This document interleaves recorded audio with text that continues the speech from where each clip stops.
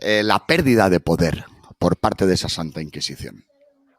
Ahí lo diría yo. Es esa falta de poder que supuestamente pierde esta Santa Inquisición debido a la sabiduría que otras personas obtienen. Esa es la diferencia. Y por eso, de todos los... Es que hay un poquito de retardo, entonces nos pisamos un poquito, hay un poquito de retardo, no es que yo me quiera entrometer.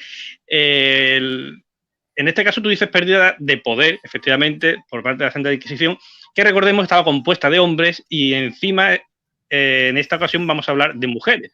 Es decir, una pérdida de poder a manos de mujeres que, imagino, ya nos lo desvelarás tú un poco más adelante, muchos no tardarían demasiado o no tendrían ningún escrúpulo en tildarlas, en señalarlas de brujas, propiamente dicho.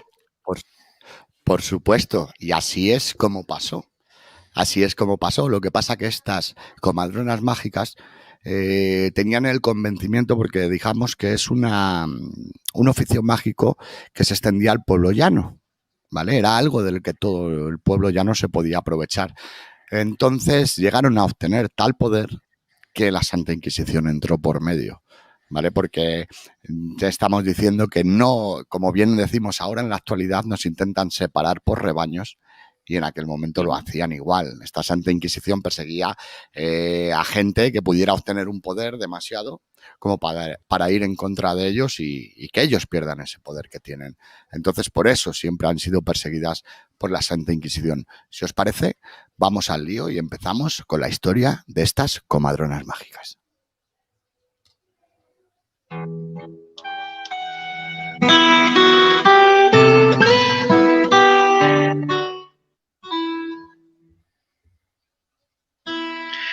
Bueno, antes de comenzar, David, una pregunta que te quería yo hacer. A lo mejor ya me estoy adelantando ya con el tema de las preguntas, tú ya sabes cómo soy yo. Vamos a hablar de comadronas mágicas. Doy un 100%. Claro, porque vamos a hablar de comadronas mágicas. ¿Es que las comadronas eran comadronas mágicas o estas comadronas mágicas convivían con las comadronas normales, por así decirlo? Con las comadronas al uso. No convivían. O llevaban todas dentro de lo mismo. No convivían con las comadronas. Convivían. Estamos hablando. Claro, pero me refiero que estaban por separado, que no formaban parte del mismo gremio, ¿no? O sea, estaban las comadronas normales, digamos, las parturientas o las que ayudaban a parir, y las comadronas mágicas, que era otro gremio aparte. Es que ahí es a donde voy. Las comadronas que hoy en día tú conoces, ¿vale? Son desde el siglo XIX. Esas son las comadronas que hoy en día conoces. Las comadronas de las que vamos a hablar son desde el siglo XIV, ¿vale? Hasta el siglo XIX. No tenían el título ni nada por el estilo como comadrona. Todo eso fue en 1900, si no me equivoco, 1913, cuando la Iglesia, ¿vale? Para que una persona fuera comadrona, le hacía un examen. Era un examen oral por aquellos entonces, pero era un examen al que ellos practicaban para que estas personas pudieran realizar ciertos rituales que vamos a ver a continuación. Porque, por ejemplo, ellas tenían la potestad, que luego lo comentaremos un poco más adelante, la potestad de cuando un niño naciera un poco mal, enfermo, que le vieran que podía fallecer, tenían la potestad de poder bautizar a ese niño, ¿vale? Sin tener delante un sacerdote, por el simple hecho de que en aquel momento el pecado original, sabéis que estaba muy, muy, muy arraigado en aquella época. Entonces lo que hacía era librar a ese niño del pecado original, y si no venía un sacerdote antes a poder bautizarlo, ese niño no fuera al infierno o anduviera vagando en el limbo. Pero bueno, ¿qué os parece si nos metemos de lleno con las comadronas? Es algo que hoy todavía en la Iglesia, o sea, y que es extensible a cualquier católico, o sea, es decir, cualquier cristiano en un momento, digamos, de necesidad extremo, que no dé tiempo a llegar un párroco, un cura, un sacerdote, sí tiene autoridad para practicar ese bautismo de emergencia, por así decirlo. Efectivamente, pero es que eso fue la propia Santa Inquisición en un principio. Ellas tenían la potestad de hacerlo en cualquier momento. Pero cuando vieron que el poder se les iba a arrebatar, lo que hicieron es que sí, ellas podían seguir teniendo la potestad de realizar ese bautismo, siempre y cuando no hubiera un hombre delante que pudiera ejercerlo. Vale. importante. O sea que en Curioso realidad punto. han sido unas personas que en realidad estaban muy, muy, muy ligadas al pueblo. Porque hoy en día vemos que los partos son diferentes, pero antiguamente tener a una persona ahí ayudándote en ese momento tan difícil, que sabíamos que mucha gente moría en el parto, muchos niños morían en el parto, era algo que a nivel social ejercía mucha presión contra la Santa Inquisición. Era alucinante. Bueno, Vale. si os parece, nos metemos en contexto. Venga. Hoy vamos a hablar de comadronas mágicas, parteras, personas que ejercen desde siglos atrás el misterioso mundo del nacimiento. Algo que va muy ligado al otro extremo que también conocemos, la muerte. Sí, porque hay que tener algo claro entre todos, y es que es lo siguiente, unas palabras de JJ Benítez, que además a mí me gustaron mucho, y es que un día nacemos. Es la única dos leyes que el ser humano tiene claro, y es que un día nace y otro día mueres. Y hoy vamos a hablar de esa ley de vida, ¿vale? Que aunque en realidad parezcan polos tan opuestos, esta muerte y esta vida, también se relacionan entre sí. Estas comadronas o parteras eran consideradas casi brujas, como bien hemos dicho, por lo que eran, por un lado, muy respetadas, muy, muy respetadas en el ámbito social, pero a la vez también muy, muy temidas.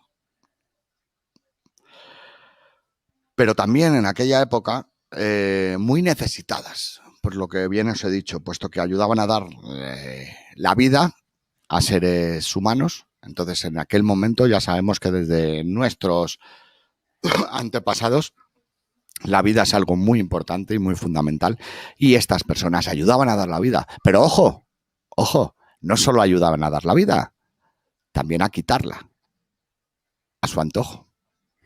Ahí llegaba el peligro. Debido a esto,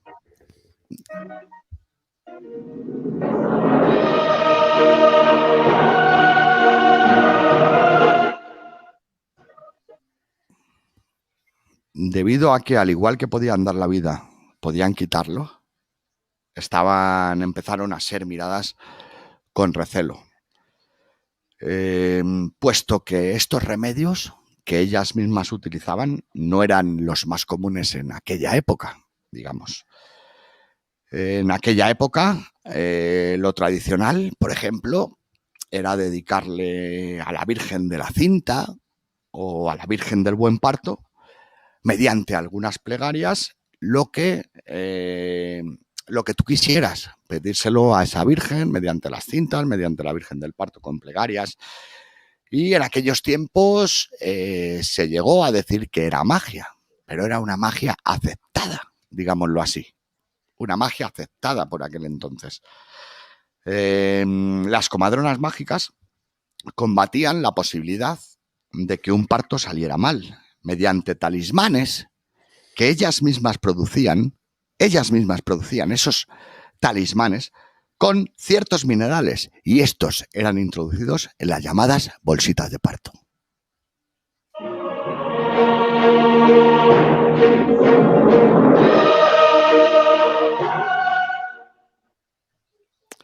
Bolsitas de parto, curioso, ¿no? Os preguntaréis, Eso me recuerda. ¿bolsitas de parto? Pues a mí esto me recuerda un poquito a eso de la sal conjurada, de los loberos. O sea, es lo primero que se me ha venido a la bolsita de parto, sal conjurada.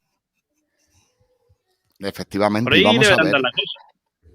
Vamos a ver que hay varias cosas en común que atañen tanto a los loberos como a estas comadronas mágicas. Algo hay ligado ahí entre todos estos oficios mágicos, que quieras que no, todos creo que van a... David, se tienen registros reales con nombres y apellidos de mujeres que ejercieron esta profesión. Sí, señor, y ahora dentro de poquito hablaremos de una de ellas. Y no nos vamos a tener que ir muy lejos, aquí cerquita, a Barcelona. Así que dentro de poco hablaremos de una de estas parteras, de las últimas parteras conocidas aquí en la península ibérica. Porque no está aquí Pedro, si no aquí en Almendralejo por alguna seguro. Seguro. Pero ¿qué os parece el simple hecho de esta palabra? O sea, me gustaría que me dijerais qué os refleja. Bolsitas de parto. Yo entiendo que debe ser algún tipo de talismán, alguna especie de atillo que llevaría adentro, pues algún tipo de hierba conjurada, algún tipo de mineral, algo en plan druida, que es sobre lo que se basaban también los loberos. Muy bien, porque vas muy bien, porque estas mujeres también eran druidas. Utilizaban esas hierbas medicinales tanto para estos ensalmos como para la fertilidad, que después hablaremos de ella. Es curioso, David, porque leyendo, antes de comenzar la grabación, leyendo un poco sobre el tema, he encontrado varios artículos y varios libros, entre comillas, porque en verdad tú lo descargas, después son como cuadernillos, ¿no? Te hablan de las parteras mágicas, pero del otro lado del Pacífico, o sea, de Colombia, de Latinoamérica. Hemos de decir que todo esto de la partera mágica o comadrona mágica viene de México. ¿Vale? Claro, suena... Surge en el continente mexicano y se va expandiendo por toda Europa. Pero sí que es verdad que, como bien dice Jero, ellas, la primera comadrona mágica fue mexicana. Y todo viene de allí, es verdad, Jero, y se ha ido expandiendo a Europa. Ahí claro, sí que te voy a dar la razón. Es que conforme, claro, a mí me extrañaba porque conforme yo escuché el término, yo digo, coño, me suena algo que atrajeron del que llamaron Nuevo Mundo, que hoy es Latinoamérica. Y claro, buscando información, pues claro, los primeros registros que tú encuentras son todos de Latinoamérica, o sea, de México, claro, Colombia. Además que, si te das cuenta, todo concorda en esta historia. Las parteras empezaron a partir del siglo XV, ¿vale? Se conoce que hubo antiguamente, antes Colón descubrió América en 1492, entonces estamos hablando del siglo XIV, el siglo XV antes del siglo XVI. Las parteras eran conocidas ya, creo que antes del siglo XV, ¿vale? Sí que es verdad que parteras o comadronas mágicas, esa palabra se impuso y empezó a fundarse por Europa a partir de esa chamana mexicana, que se consideraba una comadrona mágica, pero sí que es verdad que tenemos muchos anexos anteriores a que sí existían estas comadronas mágicas. Entonces, el hecho de que estuvieran, vamos a decirlo claro, estuvieran en un papel, comadronas mágicas, esto fue a partir del siglo XV. Pero anteriormente ya existían estas comadronas que también, como bien ha dicho Raúl, eran druidas, ¿vale? Porque tenían un control absoluto sobre todo tipo de plantas. Vale. Llama mucho la atención como cuando es un hombre el que tiene ese manejo, ese conocimiento de las plantas, y mago, hechicero, druida, y cuando es una mujer es una bruja. O sea, cómo cambia el concepto siendo lo mismo, ¿verdad? Menos mal que Irene Montero no estaba en esa época, si no le iba poco, le iba puta, ¿ves? si no, la pobre la veía yo en la hoguera, pero bueno, bolsitas de parto, como bien os he dicho. Por supuesto queréis saber qué contenían esas bolsitas de parto. Bueno, claro. Sí. Cada bolsita de parto se utilizaba para diferentes cosas. Dentro de estas bolsitas de parto se introducían esos talismanes de los que hemos hablado antes, que hacían ellas con distintos minerales, algunas hierbas que solo ellas conocían, como bien ha dicho Raúl.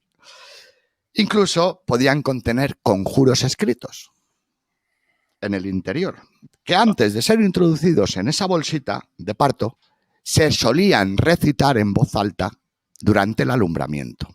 Y os pongo un ejemplo. Niño, sal fuera, en nombre de Cristo.